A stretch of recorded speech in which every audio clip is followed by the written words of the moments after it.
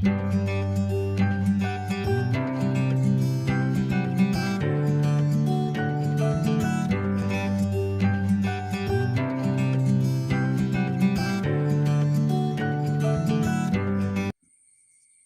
students, today we are going to study the topic water in the atmosphere. What is humidity? Water content in the atmosphere is humidity. അന്തരീക്ഷത്തിലെ ജലാംശത്തെ ആർദ്രത എന്ന് വിളിക്കുന്നു. Is humidity uniform at all places? Humidity എല്ലായിടത്തും ഒരുപോലെയാണോ? No, it is varies in accordance with place and time. പ്രദേശത്തിൻ്റെയും കാലത്തിൻ്റെയും വ്യത്യാസമനുസരിച്ച് humidity മാറുന്നു. What are the major factors influencing the amount of moisture in the atmosphere? Temperature, nature of air. Let us study the absolute humidity and relative humidity. What is absolute humidity? The actual amount of water present in the atmosphere is called absolute humidity. വായുവിൽ അടങ്ങിയിട്ടുള്ള നീരാവിയുടെ യഥാർത്ഥ അളവാണ് absolute humidity. It is measured as the amount of water vapor present per cubic meter volume of air. ഒരു cubic metre വായുവിൽ എത്ര gram ജലബാഷ്പം എന്ന യൂണിറ്റിലാണ് കണക്കാക്കുന്നത്. There is a limit to the amount of water vapor the atmosphere can hold at a certain temperature. The stage at which the atmosphere is fully saturated with water is termed as saturation level. ഒരു നിശ്ചിത ചൂടിൽ അന്തരീക്ഷത്തിന് ഉൾക്കൊള്ളാൻ കഴിയുന്ന നീരാവിയുടെ അളവിന് പരിധിയുണ്ട്. അന്തരീക്ഷം നീരാവി പൂരിതമാകുന്ന ഈ അവസ്ഥയെ സാറ്റുറേഷൻ ലെവൽ എന്ന് വിശേഷിപ്പിക്കാം. When the atmosphere becomes saturated, condensation begins. The critical temperature at which condensation begins is called dew point. അന്തരീക്ഷം നീരാവി പൂരിതമായി കഴിഞ്ഞാൽ കണ്ടൻസേഷൻ തുടങ്ങും. കണ്ടൻസേഷൻ തുടങ്ങുന്ന നിർണായക ചൂടിനെ ഡ്യൂ പോയിന്റ് എന്ന് പറയുന്നു. What is relative humidity? The ratio between the amount of water vapour present in the atmosphere and the total water holding capacity of the atmosphere at a given temperature is called relative humidity. It is usually expressed in percentage. ഒരു നിശ്ചിത ഊഷ്മാവിൽ അന്തരീക്ഷത്തിന് ഉൾക്കൊള്ളാൻ കഴിയുന്ന ആകെ നീരാവിയുടെ എത്ര ഭാഗമാണ് അന്തരീക്ഷത്തിൽ നിലവിലുള്ളത് എന്നത് ശതമാനത്തിൽ കാണിക്കുന്നു. ഈ ആനുപാതിക അളവിനെ റിലേറ്റീവ് ഹ്യൂമിഡിറ്റി എന്ന് വിശേഷിപ്പിക്കുന്നു. For example, if the absolute humidity is half of the total water holding capacity at a particular temperature, then the relative humidity will be 50%.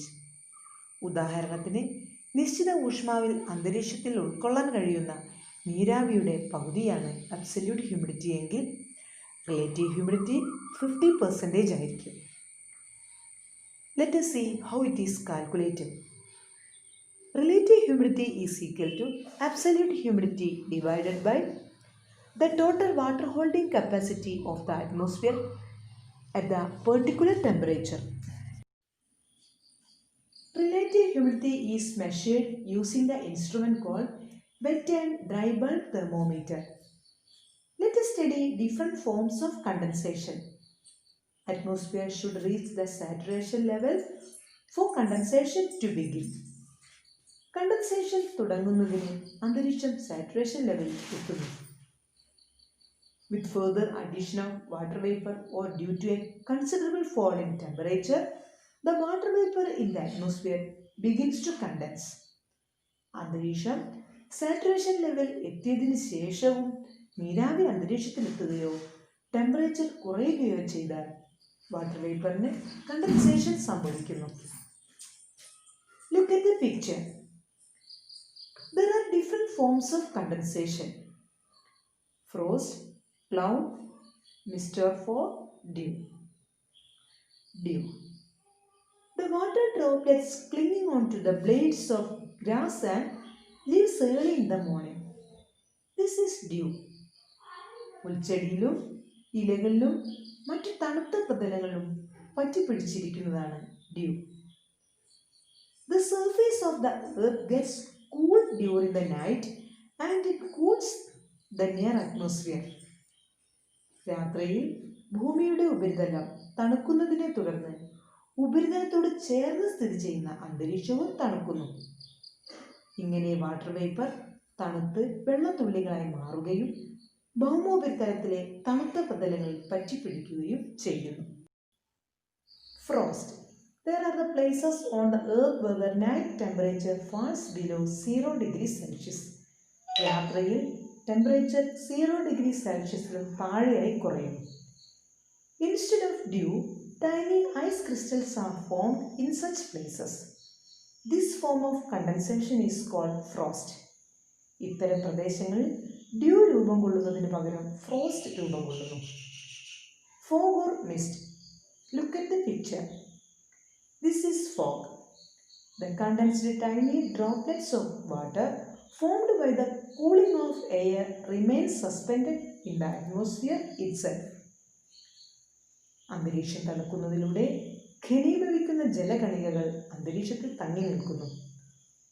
Fog or mist is the result of condensation around the minute dust particles in the lower atmosphere. അന്തരീക്ഷത്തിൻ്റെ താഴ്ന്ന ഭാഗങ്ങളിലുള്ള പൊടിപടലങ്ങളെ കേന്ദ്രീകരിച്ച് condensation നടക്കുമ്പോഴാണ് fog രൂപം കൊള്ളുന്നത്. This may obstruct the visibility. If the range of visibility is less than 1 kilometre, it is termed fog. ഇത് ദൂരക്കാഴ്ചയെ തടസ്സപ്പെടുത്തുന്നു. മൂടൽമഞ്ഞിലൂടെയുള്ള ദൂരക്കാഴ്ച 1 kilometre ദൂരത്തിലും കുറവാണെങ്കിൽ അതിനെ കനത്ത മൂടൽമഞ്ഞ് എന്ന് വിളിക്കുന്നു. If the range of visibility is more than 1 kilometre, it is called mist. മൂടൽമഞ്ഞിലൂടെയുള്ള ദൂരക്കാഴ്ച 1 കിലോമീറ്ററിൽ കൂടുതലാണെങ്കിൽ അതിനെ നേർത്ത മൂടൽമഞ്ഞ് എന്ന് വിളിക്കുന്നു.